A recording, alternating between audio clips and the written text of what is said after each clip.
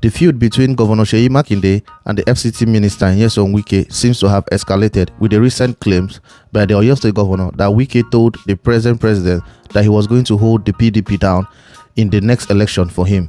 This was in the presence of Makinde, who disagreed with Wike or disagrees with Wike, and this is without any prior agreement by both the party and by the Oyo State governor with Wike. Good morning or good evening to everyone, depending on where you're watching me from.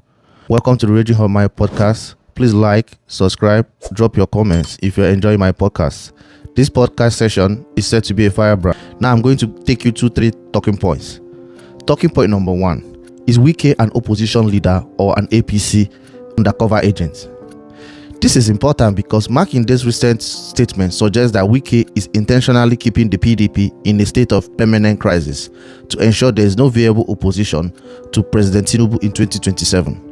By refusing to leave PDP, frustrating the PDP, and serving in an APC government, he effectively locks the PDP from inside, preventing the PDP from reforming or presenting a united front.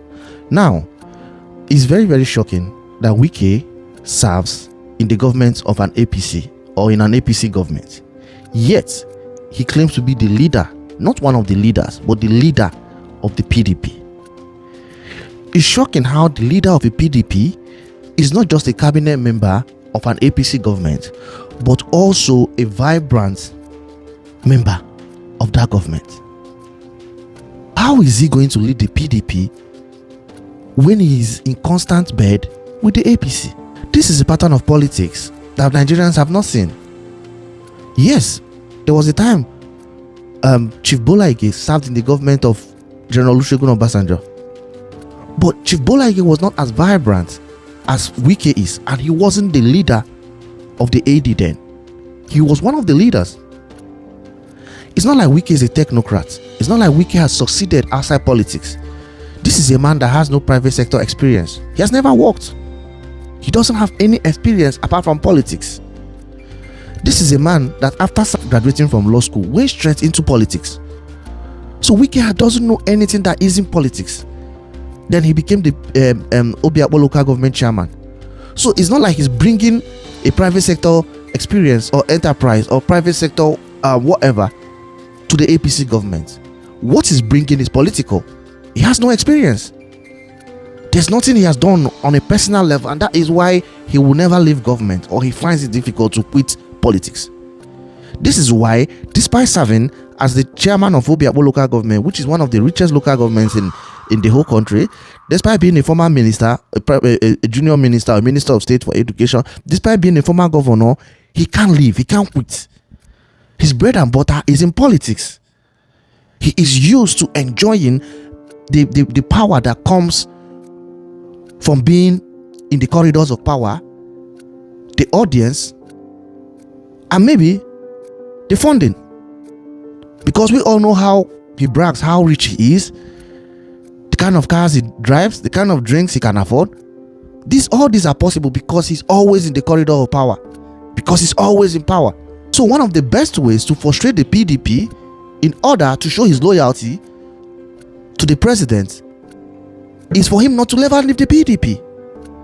This is a man that has accused the PDP of several things. There's nothing he has not accused the PDP of.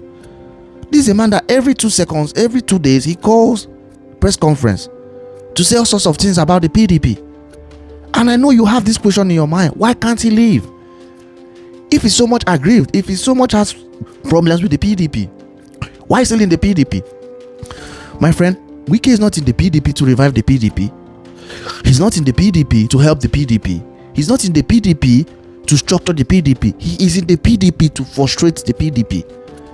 It is alleged by not only Seyi Makinde, but many political observers, political analysts, that him leaving the PDP renders him powerless.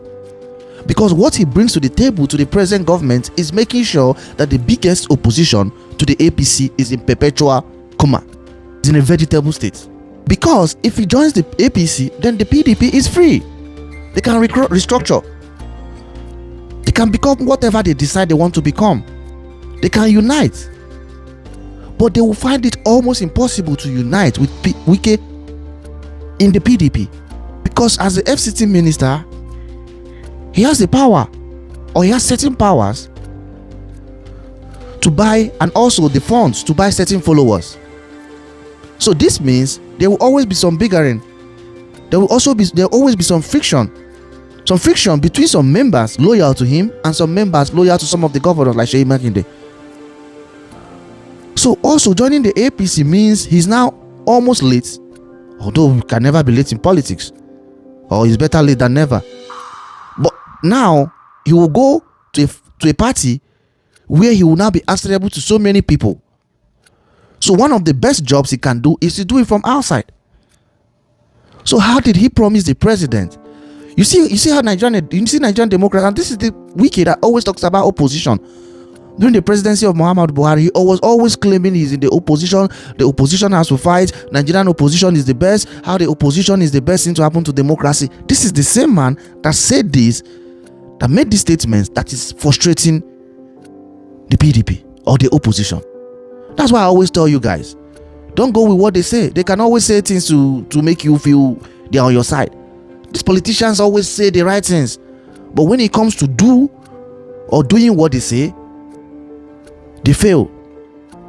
He called himself the voice of the opposition.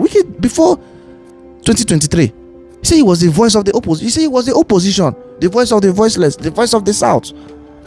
Now, is he still the voice of the opposition, or he's the Pharaoh, or he's the one holding back the opposition? He's the one that is making sure the opposition doesn't grow.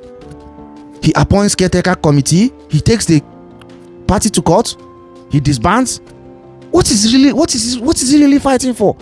This is a man that is in the opposition, yet claims that the PDP will not field a presidential candidate to contest against the present president. Make it make sense. How will the opposition not field a presidential candidate? Because your bread and butter, being a member of that government. So it's all about personal interest. So because of one man, the PDP cannot field any other candidate. So he said, the PDP is his personal business. Is not even a limited, is a personal business, one man business. He will hold it down for the president. And this is something that is claimed or is alleged by Seyi Makinde that the president didn't even ask him to do. Psychophancy, being busy, pleasing your paymaster. You have to please him to appear that you are the best person. You are the best. Race to the top. In order to raise to the top, you have to you have to destroy. Now, number 2 talking point, the integrity deficit. Never say never until the price is right. Let's play a game called Wike versus Wike. I'm going to make some statements to you, and you all know these are the statements made by Nyesom Wike before he joined the APC government. These are the statements made, some of them were made by him during the election for the 2023 election. And I'm going to make the statement, and I'm going to tell you the reality at the same time. Let's go with the first one. I'm not going to be a minister. I am a big boy. I want to rest. But seriously, currently he's serving as the FCT minister under an APC president. So he said he was never going to be a minister. He's a big boy. He wants to rest. Yet 3 months after, the same person that made this comment is now a serving minister. The second statement, I'm not coming out to negotiate to be vice president to anyone, referring to Atiku. I am not a second-class citizen. This is what he said when he lost the party primaries to Atiku. When it was alleged he was begging, or he paid some party members to clamor for him to be picked as the vice president. He made this statement. I am not coming out to negotiate to be vice president to anyone. I'm not a second-class citizen. He refers to the vice president as a second-class citizen. Now, guess what? He wasn't even picked as the vice president by Atiku. He's not even the vice president right now. He's a common minister. I use the word common minister as regards comparing to the vice president. He was a second-class citizen, undermining the vice presidential position, talking down on the vice VP, talking down on that position, talking down on that office. But he did everything, took a nail to become a minister. Make it make sense. Talking from both sides of the mouth. One man. If there's any politician that doesn't have any integrity whatsoever, it's Nyesom Wike. No integrity. In fact, when he's talking, it's like maybe he's a 5-year-old boy talking, because he says something else, he's going to do something else. This is going by his record. It's not assumption. This is not perception. I'm telling you, going by his, I just gave you 2 statements. I'm giving you more. I will never leave the PDP. The blood of the PDP flows in me. Yet he's actively working for the APC while fighting to keep the PDP in perpetual coma. The blood of the PDP flows in you, but you took a ministerial appointment under the APC government. So what are you really talking about? Which blood? Yet you are frustrating the PDP. You don't want a convention. Yet you permanently want to destroy the party so as to be counted as one of those that delivered the presidency to the present government in second term. The last one, Wike insisted that the national chairman must come from the south to balance the northern candidate.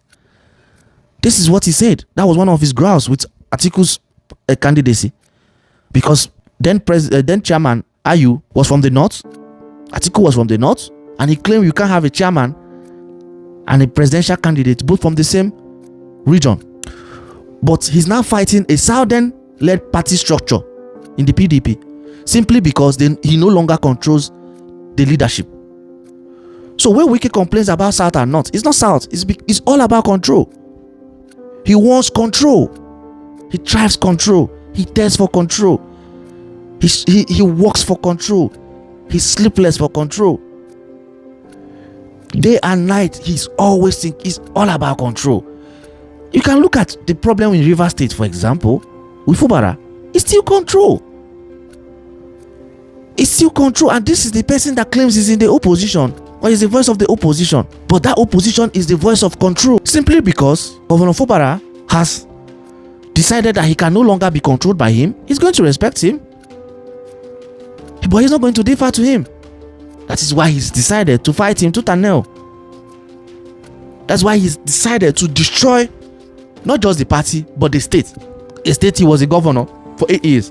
So you can all see all this for yourself.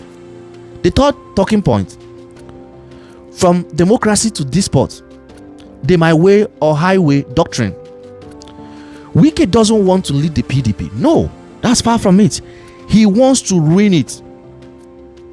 It's either he runs it or he ruins it. His recent push for the expulsion of Governor Seyi Makinde and Governor Bala Mohammed after the Ibadan convention. This is the hallmark of an autocrat. If you can't win the vote of the party organs, you attempt to dissipate the party. You decapitate the party. You destroy it. You have to destroy it if you can't run it. He is using his influence in Abuja to suppress his own party members. That isn't politics. It's an attempt at a civil dictatorship. He's not a military man. He's a civilian. But he's worse than a dictator. So simply because the power is shifting, he's no longer calling the shots in the PDP. You have the governor standing up to him. He's no longer a governor. So he has less power. For all the powers that comes with a minister or all the funding, you can't compare a minister in the Nigerian political structure with a governor. A governor comes with state funds. Governor comes with security votes. That is more powerful than allocation of a ministry or than the budget of a ministry. So now there appear to be some fundamental people that have as much power or are more powerful than he is. But simply because he's no longer able to call the shots like he used to, he has to destroy the party. He has to hold it down. So when these politicians talk, especially, forget about what Nyesom Wike is going to reply or what he's going to tell you. We all know him. We all see through the man. He's the one politician that says something different and does something different. Some politicians keep quiet. They don't say much. They don't promise much. But Nyesom Wike will promise you heaven and earth just to get to power. All he wants is control. Shine your eyes, brother and sisters. We will not be silenced. Thanks. Join me next time. Like, subscribe, and drop your comments. Thank you.